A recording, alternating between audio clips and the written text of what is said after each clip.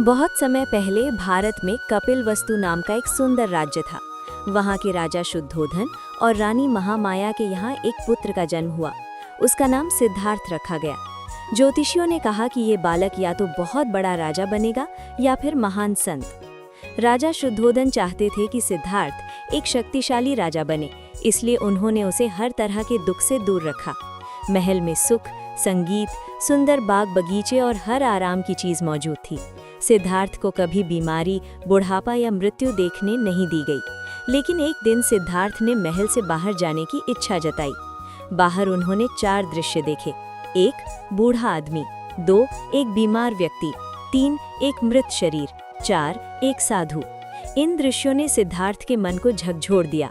उन्होंने सोचा, अगर हर इंसान बूढ़ा होता है, बीमार पड़ता है और मरता है तो सुख का अर्थ क्या है?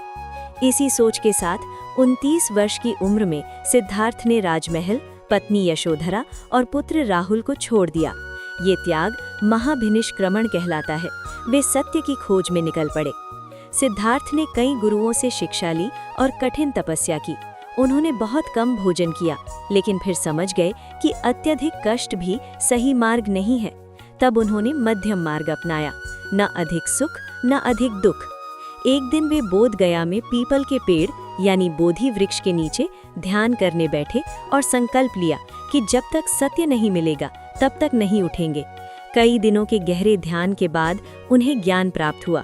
उसी क्षण वे गौतम बुद्ध कहलाए। ज्ञान प्राप्ति के बाद बुद्ध ने लोगों को जीवन का सत्य सिखाना शुरू किया। उनका पहला उपदेश सारनाथ में हुआ।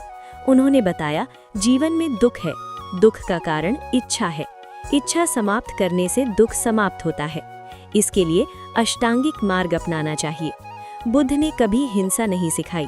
वे करुणा, अहिंसा, सत्य और शांति के संदेशवाहक थे। राजा से लेकर गरीब तक सभी उनके उपदेश सुनने आते थे। 80 वर्ष की आयु में कुशीनगर में बुद्ध ने महापरिनिर्वाण प्राप्त किया, लेकिन उनकी शिक्षाएं आज भी पूरी दुनिया को शांति और सही मार्ग दिखा रही हैं। बुद्ध का संदेश आज भी यही है, अपने मन को शांत करो, करुणा अपनाओ और सत्य के मार्ग पर चलो।